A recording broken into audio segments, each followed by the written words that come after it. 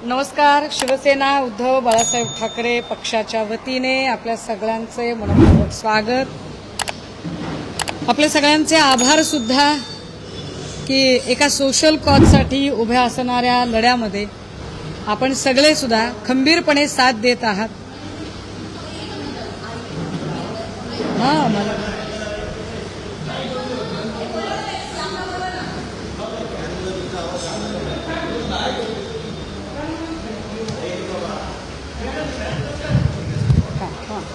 घ्या. झालं.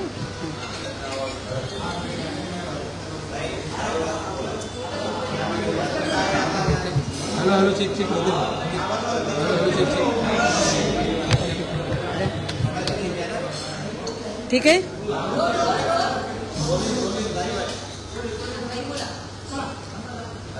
जय महाराष्ट्र. शिवसेना उद्धव बाळासाहेब ठाकरे पक्षाच्या वतीने आपल्या सगळ्यांचे या पत्रकार परिषदेमध्ये स्वागत आहे. आभार सुद्धा की आपण या संबंधाने असणारी माहिती महाराष्ट्राच्या घराघरात पोहोचवण्यासाठी अत्यंत प्रामाणिकपणे प्रयत्न करत आहात. आजच्या दोन आधी महत्त्वाच्या घडामोडी आपल्याला सांगितल्या पाहिजेत. खरं तर हक्कभंग प्रस्तावाच्या संबंधाने त्यांनी मला माझं मत विचारलं आणि मी त्यांना माझं मत पाठवून दिलेलं आहे. कुणाला? विधिमंडळाला, जिथे माझ्या विरोधातला हक्कभंगाचा प्रस्ताव प्रवीण दरेकरजी यांनी वाचून दाखवला होता आणि त्याच्यात मला माझं स्पष्टीकरण मागितलं होतं. ते स्पष्टीकरण मी दिलेलं आहे. या संबंधीची कार्यवाही जी आहे त्याच्यात नंतर काय काय घडलं ते आपल्याला माहित आहे. अधिवेशन अजून वेळ आहे अधिवेशनाला, पण हे सगळं चालू असताना काल अचानक माझ्या घरी पुन्हा एक नोटीस आली आहे आणि ती हक्कभंगाची नोटीस आली आहे. फार विशेष आहे.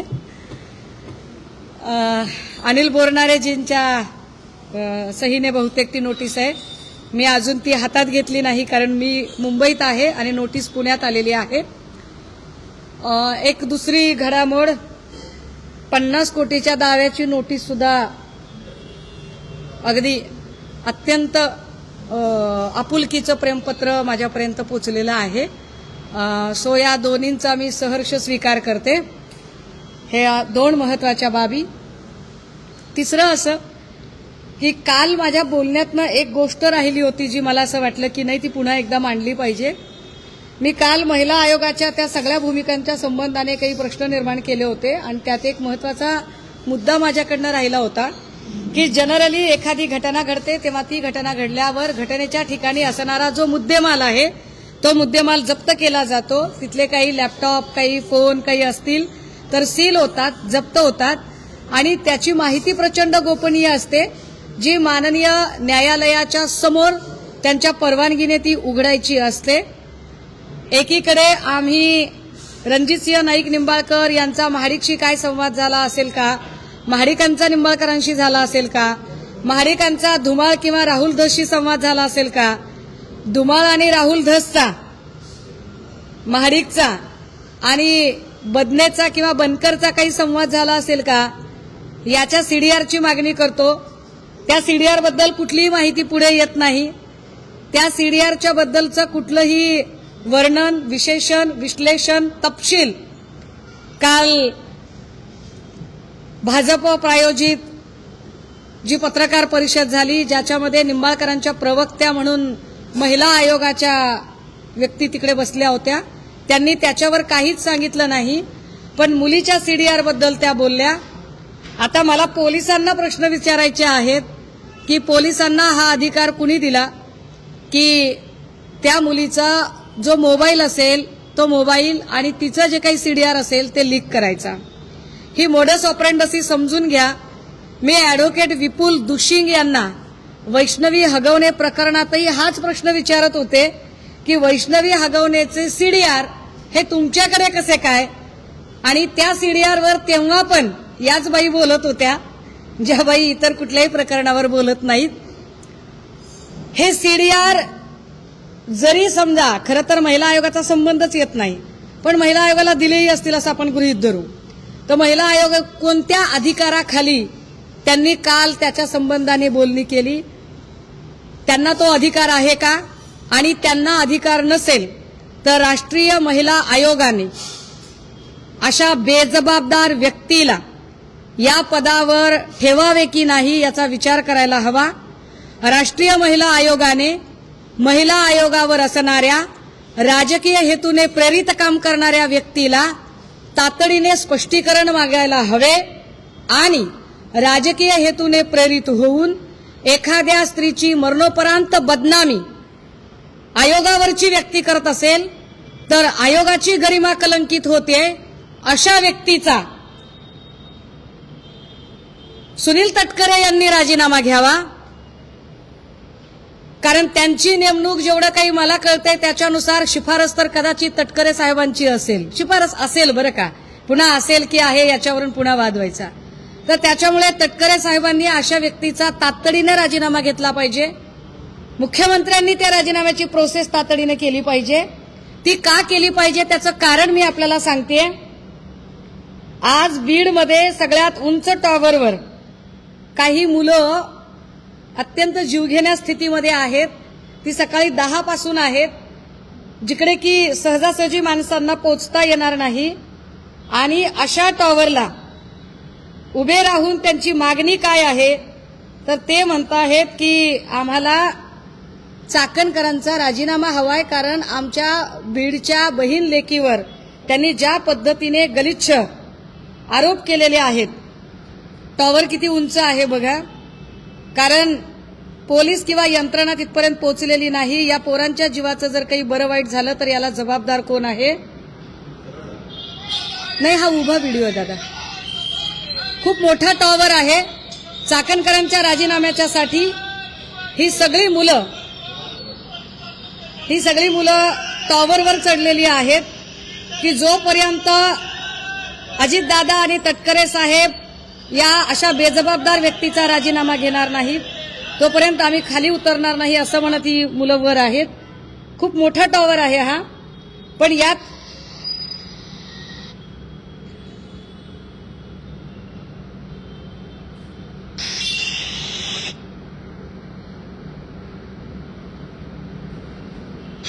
नमस्कार, मी माऊली शिरसाट, बीड शहरातील BSNLचं भाजी मंडई या ठिकाणचं सगळ्यात उंच टावर आहे आणि या टावरवरती आमचे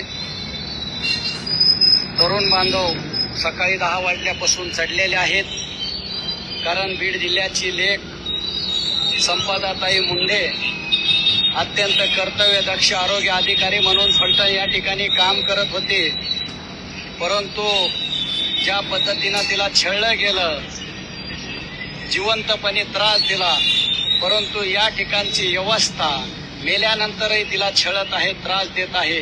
बेजबाबदार महिला आयोगाच्या अध्यक्षा रुपाली चाकणकर ज्या पद्धतीनं पत्रकार परिषद घेऊन आमच्या भगिनीच्या चारित्र्यावर शिंतोडे उडवत आहेत, त्यांना हा अधिकार कुणी दिला? PM रिपोर्ट आमच्या घरच्या मंडळीला भेटाना, व्हॉट्सअप कॉल किंवा काय आणते CDR आमच्या घरच्या नातेवाईकांना भेटाना, आणि तिला कसे भेटले? या मागणीसह SIT स्थापन लवकरात लवकर झाली। मंडळी, मी म्हटलं की मला काही नवीन माहिती आपल्यासोबत शेअर करायची। हा एक फोटो आहे, आपल्याला हे प्रकरण माहित असेल, हे अश्विनी बिद्रे हत्याकांड प्रकरण आहे। हे एप्रिल 2013चं प्रकरण आहे आणि या प्रकरणामध्ये 2016चं प्रकरण आहे। हे अश्विनी बिद्रे हत्याकांडामध्ये अश्विनी बिद्रेची हत्या झाली। हत्या खरं तर 11 एप्रिलला झाली होती, पण तिच्या घरच्यांना जेव्हा लक्षात आलं की आपली घरातली जी व्यक्ती आहे ती सापडत नाहीये, तिचा कॉन्टॅक्ट होत नाहीये, तेव्हा 15 एप्रिल 2016ला अश्विनी बिद्रेंच्या संबंधाने एक मिसिंगची तक्रार दाखल झाली होती। या मिसिंगच्या तक्रारीमध्ये की आमच्या घरातली व्यक्ती नाहीशी झालेली आहे, त्यांचा शोध व्हावा, पण तो शोध काही होत नव्हता।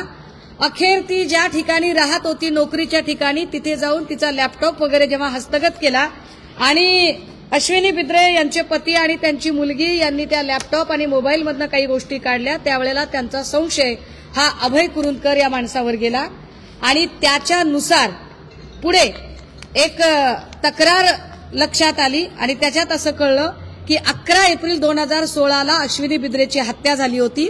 मी हे का सांगते त्याचं कारण पुढे सांगते आपल्याला. 11 एप्रिल 2016ला अश्विनी बिद्रेची हत्या झाली, पण गुन्हा हत्येचा दाखल झाला नव्हता. गुन्हा दाखल व्हायला 1 जानेवारी 2017 उजाडलं. यामध्ये अनेक लोकांना म्हणजे अश्विनी बिद्रेच्या तर चारित्र्यावर प्रचंड शिंतोडे तर उडवले गेलेच गेले, परंतु अत्यंत वाईट पद्धतीने हा तपास भरकटवण्याचा प्रयत्न केला. पण हा तपास एका महत्वाच्या मुद्द्यावरून पुढे आला होता. तो महत्वाचा मुद्दा असा की अश्विनीच्या मोबाईलवर अभय कुरुंदकरने अश्विनी बिद्रेचे मेहुणे अविनाश गंगापुरे यांना एक व्हॉट्सअपवर मेसेज टाकला होता. हा मेसेज कशासाठी टाकला होता तर तिच्या मोबाईलवरून मेसेजेस टाकून मी चांगली आहे, मला काही मानसोपचाराची गरज आहे, मी बाहेर गेले असं भासवत ती जिवंत आहे हे त्यांना दाखवायचं होतं. ज्यांनी हत्या केली ते दाखवत होते की अश्विनी बिद्रे जिवंत आहे आणि अश्विनी बिद्रेच्याच मेहुण्याला मेसेज टाकला आणि त्या मेसेजमध्ये एक मेसेज होता WhatsApp chat, how are you. या हाऊ आर यू, मी ही बीबीसीची बातमी दाखवते आपल्याला. या हाऊ आर यूच्या मेसेजमध्ये यूच्या ऐवजी वाय लिहिलेला होता. अश्विनी बिद्रे कधीही यूच्या ऐवजी वाय लिहित नव्हत्या. यानंतर ज्याच्यावर संशय आहे त्या अभयकुमार कुरुंदकरचा टेक्निकल सगळा डाटा आणि त्याची माहिती काढली गेली. तेव्हा अनेक ओळखीच्या मित्र नातेवाईकांनी सांगितलं की तो जेव्हा कधी त्याला यू टाईप करायचा असतो तेव्हा तो यू टाईप करण्याच्या ऐवजी तो वाय टाईप करतो आणि या यू आणि वाय मुळे हा आरोपी सापडला गेला. ही वाय आणि यू मुळे उलगडलेली स्टोरी. मी का सांगते ही स्टोरी, त्याचं कारण सांगितलं पाहिजे. मी खूप 3 दिवसापासून एकच गोष्ट सांगते की तिच्या चारित्र्यावर जे शिंतोडे उडवले त्याला आम्ही टॉलरेट नाही करू शकत. दादा हो, मी पहिल्या दिवशी असं म्हटलं की तिच्या हातावरचं हस्ताक्षर आणि तिने 4 पानी लिहिलेलं पत्र याच्यावरचं हस्ताक्षर हे जुळत नाही. ते जुळत नाही हस्ताक्षर असं मी का म्हटलं, त्याला माझ्याकडे आता आधार आहेत आणि तेच आधार मला आपल्या समोर शेअर करायचे आहेत आणि म्हणून मी आपल्या सगळ्यांना तातडीने इथे बोलावलं. आपणही आलात, मी आपली आभारी आहे. हे 4 पानी पत्र आहे दादा हो, आणि या 4 पानी पत्रामध्ये साधारण 9 वेळा पोलीस निरीक्षक हा शब्द आलाय. 9 वेळा.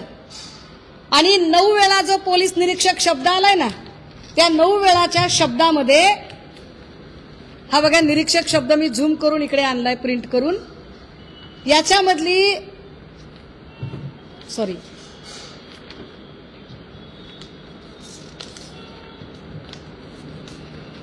त्याच्यामधलं जर हस्ताक्षर जर आपण बघितलं तर आपल्या लक्षात येईल की काय नेमका घोळ झालेला आहे आणि आम्ही असं म्हणतोय याला नेमका आधार तरी काय आहे. हा निरीक्षक शब्द, तिच्या 4 पानी पत्रातला हा निरीक्षक शब्द बघा. तुम्हाला कॅमेरे जर झूम करता आले तर याच्यातली जी र ची वेलांटी आहे ती दीर्घ आहे आणि तो 9 वेळा शब्द लिहिलाय तिने, एकदा लिहिलेला नाही, 9 वेळा लिहिलाय. हे काम पोलिसांचं आहे. मी सोपं करून देते पोलिसांना. 9 वेळा निरीक्षक शब्द आला आणि त्याची वेलांटी दुसरी आहे. अगदी त्याच वेळेला तिच्या हातावर जो निरीक्षक शब्द आलेला आहे त्याची वेलांटी पहिली आहे. आणि हे धक्कादायक आहे. मी अजिबात कुठलीही गोष्ट वेग मांडत नाहीये. मी फार जीव तोडून मांडतेय. मला कुठल्याही पक्षीय राजकारणात जायचं नाहीये, मला काही देणं घेणं नाहीये. मला एवढंच म्हणायचं आहे की तुम्ही एखाद्या महिलेचं चारित्र्यहनन करताना जरा माहिती तर घेत चला. मी असा हत्येचा संशय व्यक्त केला होता, पण आता या 2 गोष्टींनी या तरुणीची आत्महत्या की हत्या ही गोष्ट अधिक किचकट झाली आहे. ह्या 2 कागद बघितल्यावर ती हत्या झाली आहे का असं म्हणायला फारच पुरेसा वाव आहे की 9 वेळा 4 पानी पत्रामध्ये लिहिलेला निरीक्षक शब्द त्याची वेलांटी दुसरी आहे आणि सुसाइडल नोट म्हणून संदर्भ घेतलेला हातावरचा जो शब्द आहे त्याच्यातली रची वेलांटी ही पहिली आहे.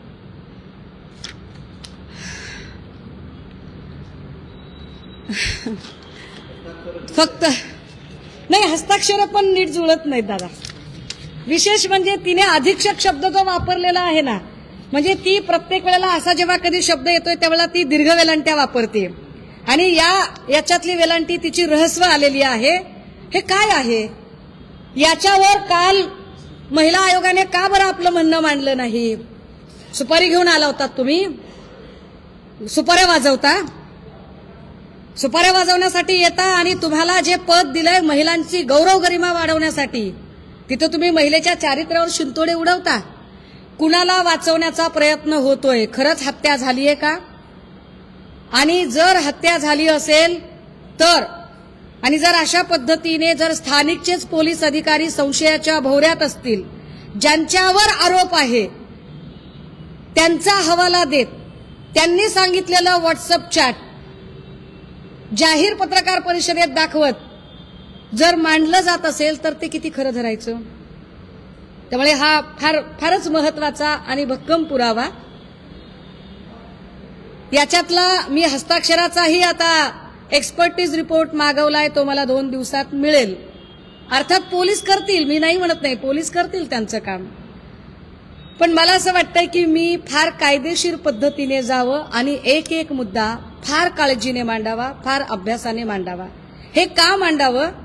कारण मी मगाशी तिच्या घरच्यांनाही बोलायचा प्रयत्न केला. एवढी साधी माणसं आहेत, ऊसतोड कामगाराचं लेकरू आहे, ऊसतोड कामगारांच्या जीवावर फार राजकारण होतं, मतं मिळवली जातात.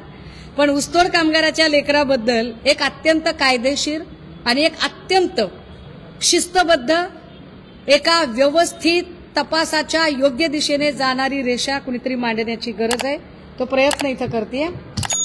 त्याच्यानंतर मी आत्ताही संपदाची बहीण आणि संपदाचा भाऊ, भावाचा मला कॉन्टॅक्ट झाला नाही, बहिणीचा कॉन्टॅक्ट झाला. मी त्यांच्याशी बोलायचा प्रयत्न केला आणि म्हटलं तुम्ही काहीतरी टायमिंगच्या बद्दल बोलत आहात. हे टायमिंगचा काय विषय आहे? तर साधारणतः घटना घडली त्या दिवशी खूप उशिरा तिची बहीण फोन करते आणि तो फोन पोलीस उचलतात आणि पोलीस सांगतात की तिला वाटतं की आपल्या बहिणीचा फोन चोरीला गेलाय का? ती म्हणते कोण बोलताय? आणि तिकडून सांगितलं जातंय की आम्ही पोलीस बोलतोय. तुमच्याकडे कसा काय फोन? तर तुमच्या बहिणीने सुसाईड केलंय. कसं शक्य आहे? आणि मग ते टायमिंग सांगतात की तुमच्या बहिणीने सुसाईड केलेलं आहे. कधी झालंय? तर ते सांगतात की नाही, हे 7 वाजताच झालेलं आहे, संध्याकाळीच झालेलं आहे. पण त्या दिवशी बहिणीने एक स्टेटस ठेवलेला होता व्हॉट्सअपला आणि तो स्टेटस 11:06 संपदाने लाईक केलेला आहे. तो तिच्या मोबाईलवरचा हा स्क्रीनशॉट आहे दादा. हो, आता जर तिचा मृत्यू जर आधीच तुम्ही दाखवत असाल तर नंतर 11 वाजता ती हा व्हॉट्सअप स्टेटस लाईक कसा काय करते? वेळा चुकतायत का? पोलीस काही लपवायचा प्रयत्न करतायत का? आणि म्हणून आमचा पोलिसांवर संशय आहे आणि म्हणून आमचं असं म्हणणं आहे. कारण मी का ही केस सांगितली आपल्याला? मी अश्विनी बिद्रेची केस यासाठीच सांगितली की आरोप अभय कुरुंदकर हा पोलीस ऑफिसर होता आणि पोलीस ऑफिसरवर आरोप होता. याही प्रकरणात पोलिसांवर आरोप आहे आणि त्यामुळे हे जे छोटे छोटे बारकावे आहेत, हे छोटे छोटे बारकावे लक्षात आणून दिले पाहिजेत. आणि ज्यांच्यावर संशय आहे, ज्यांच्यावर आरोप आहे, जे आमच्या नजरेत संशयित आहेत, अशाच लोकांवर तुम्ही तपास सोपवू नये.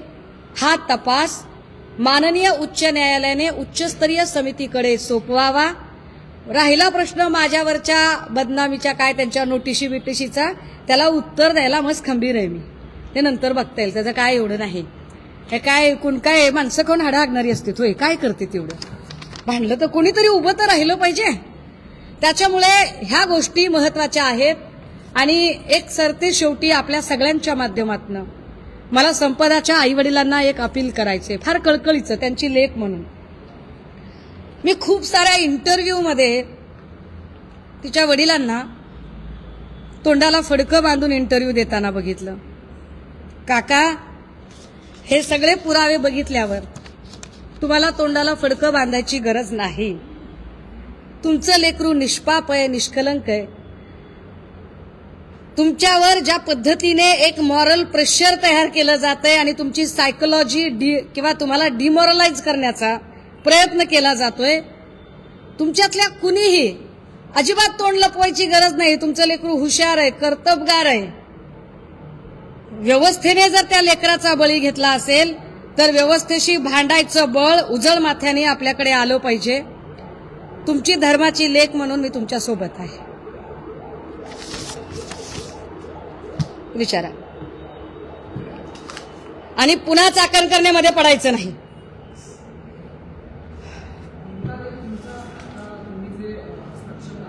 मी आपल्याला देणार दादा. हे माझा संशय मी पहिल्या दिवशी मांडतेय की जर पोलीस डिपार्टमेंटच संशयाच्या भोवऱ्यात आहे तर त्यांनी सांगितलेल्या गोष्टीवर मी का विश्वास ठेवू. जर मयताची बहीण सांगते की हस्ताक्षरामध्ये फरक आहे आणि तो फरक काय, तो ढोबळमानाने मी आपल्या समोर आणलाय की 4 पानी नोटमध्ये जर 9 वेळा निरीक्षक शब्दाला रची वेलांटी दीर्घ केलेली आहे आणि हातावरच्या नोटवर मात्र रची वेलांटी ऱ्हस्व आहे, तो व्हेरी क्लिअर.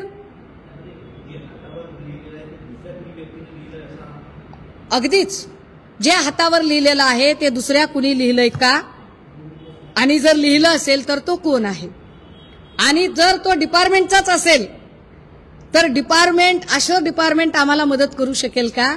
मग याची चौकशी स्थानिक पोलिसांकडून काढून घ्या आणि याच्यासाठी उच्च न्यायालयाची उच्चस्तरीय समिती नेमा. ही उच्चस्तरीय समिती नेमावी आणि मी पुन्हा म्हणते की चौकशीच्या कक्षेत या सगळ्या लोकांना आणलं जावं. ते आणण्यासाठी जर तुम्ही ऐकणार नसाल तर मी 2 तारखेपर्यंत वाट बघतेय. 3 तारखेला दोन्ही हात तिसरं मस्तक जोडून अत्यंत विनम्रपणे मी फलटण पोलीस स्टेशनला जाते. गृहमंत्री फलटणच्या दौऱ्यावरती होते तेव्हा त्यांनी स्पष्ट केलं होतं की या दौऱ्यामध्ये निंबाळकर असं काही प्रकरण दिसत नाहीये. त्यामुळे गृहमंत्र्यांकडे तुम्ही काय मागणी करता. गृहमंत्री या गोष्टीवरती कुठेतरी पडदा टाकण्याचा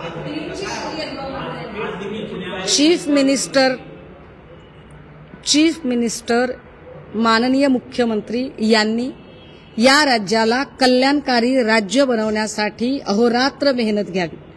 माझ्या त्यांना शुभेच्छा आहेत. परंतु माननीय मुख्यमंत्र्यांनी न्यायाधीशाच्या खुर्चीत बसू नये.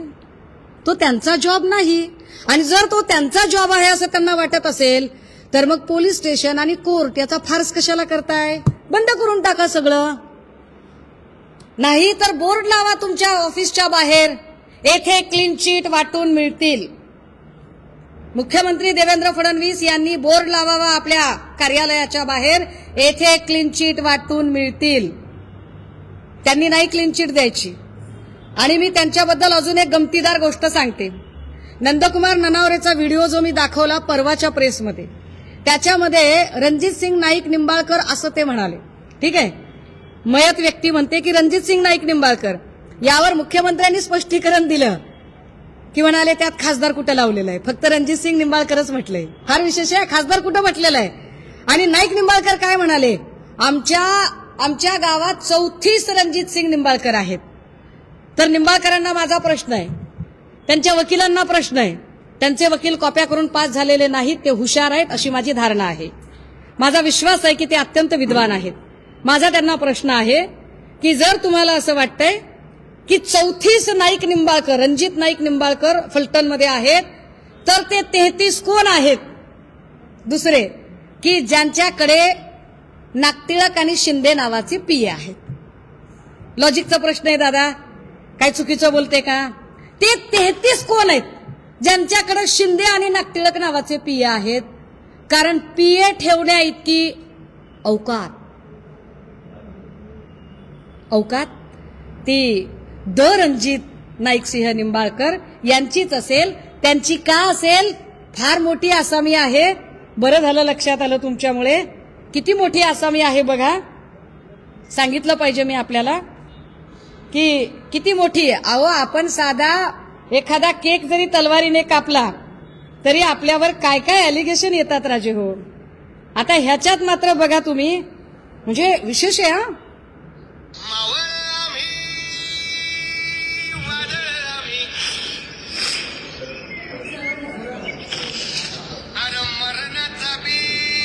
शस्त्र किती आहेत बघा, रिव्हॉल्वर किती आहेत, तलवारी किती आहेत, जंबिये किती आहेत.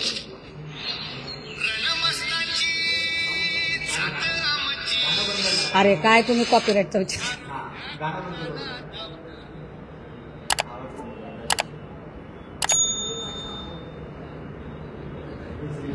काय भीती आहे या माणसाला, कुणाची भीती आहे, कशासाठी एवढ्या गन आणि एवढ्या बंदुका लागतात.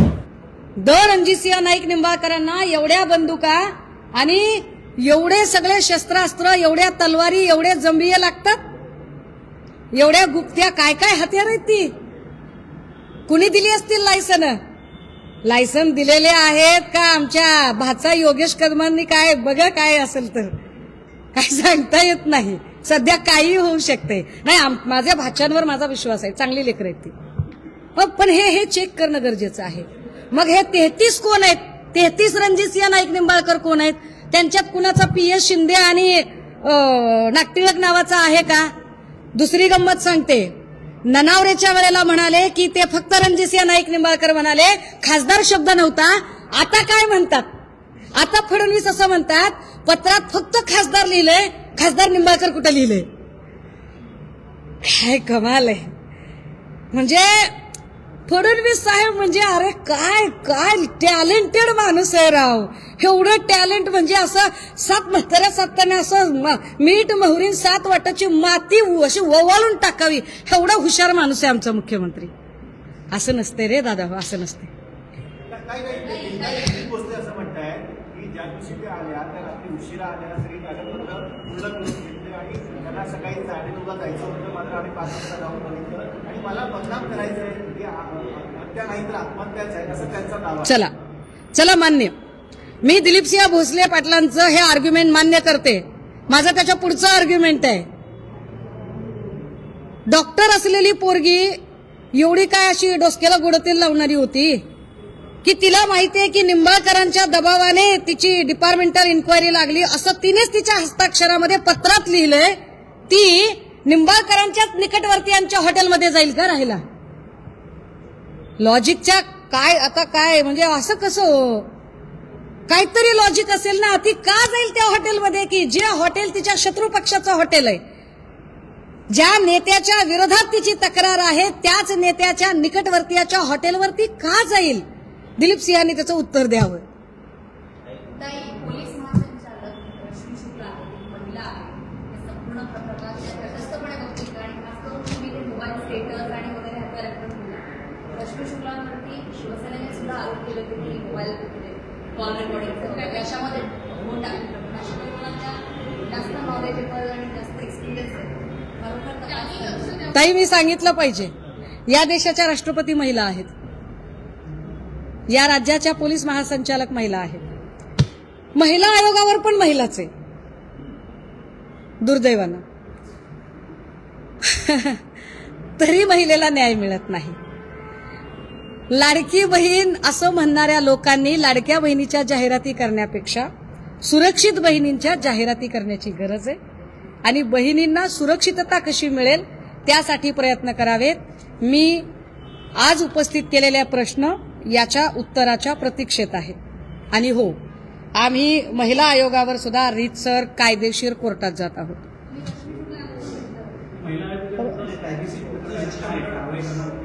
नाही, मला कायदेशीर कोर्टात जावं लागेल की आयोगावरची व्यक्ती आपल्या जो कॉन्स्टिट्युशनल प्रोटोकॉल आहे त्या कॉन्स्टिट्युशनल प्रोटोकॉलच्या बाहेर जाऊन जे त्यांच्या फ्रेमवर्कमध्ये नाहीये, जे त्यांच्या कार्यकक्षेत नाही, तिथे आउट ऑफ द बॉक्स जाऊन जर पॉलिटिकल इंटरफिअरन्स करत असतील त्यांनी करावा. आपल्या पॉलिटिकल सर्व्हायव्हसाठी, आपल्या पॉलिटिकल ग्रोथसाठी त्यांनी भाजपकडे जावं, शिंदे काय कुठं जायचं त्याच्याबद्दल काही माझं म्हणणं नाहीये, त्यांनी करावं ते.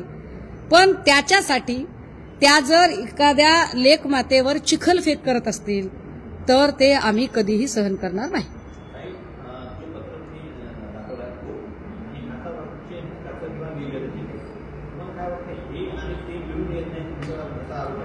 अहो आता हेच सांगते मी मगापासून की माझं म्हणणं आहे की हे वेगळं कसं आहे, हे वेगळं कसं आहे. एकीकडे 9 वेळा, एकदा चुकू शकतो साहेब, एकदा लिहिलंय चला चुकून लिहिलं, गडबडीत लिहिलं समजू शकते. 9 वेळा निरीक्षक शब्दाची वेलांटी दीर्घ येते आणि हातावरची वेलांटी मात्र ऱ्हस्व येते.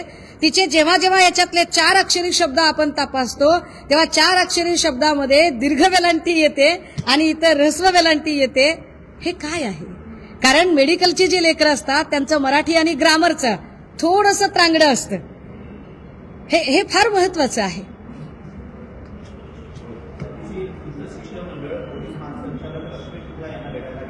जी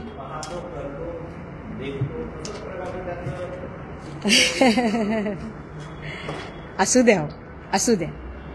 त्यांनी जरी महिला म्हणून कोणाची गय केली नाही तरी आम्ही महिला म्हणून सगळ्यांचा सन्मान करतो.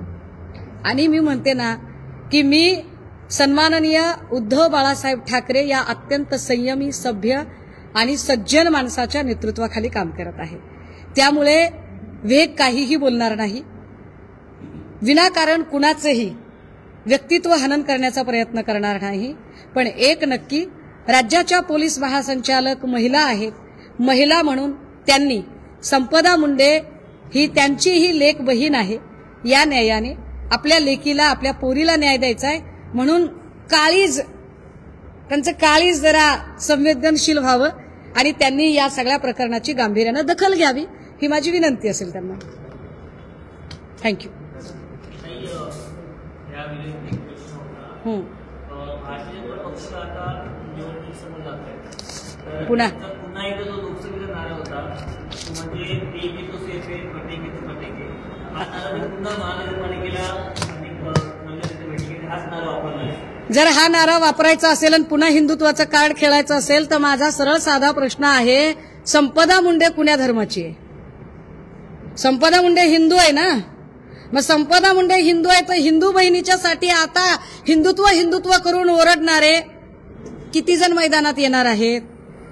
एरवी जर समजा आरोपी इतर कुठल्या धर्माचा असता तर आतापर्यंत नितेश राणेने घरातले हाय नाही तेवढे सगळे अगदी वलानीवरचे कपडे सुद्धा बाहेर आणले असते. काय आहे धंदा? माझ्याकडे अजून आलेलं नाही दादा.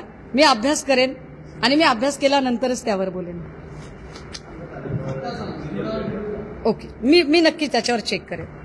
पण मी उद्या किंवा परवा मी अजून एक प्रेस कॉन्फरन्स करेल आणि नाईक निंबाळकरांच्या त्रासाने कंटाळलेले साधारण 3 ते 4 कुटुंब मी पुन्हा पुढे आणेन. यांचा आका कोण आहे तो आका शोधला पाहिजे. आपण परळीचा आका शोधलात, परळीच्या आकाला गजाआड केलं, फलटणचा आका सुद्धा शोधला गेला पाहिजे. गरजा हिंदुस्तान चॅनलला सबस्क्राईब करा आणि ताज्या घडामोडी जाणून घेण्यासाठी बेल आयकॉनवर प्रेस करा.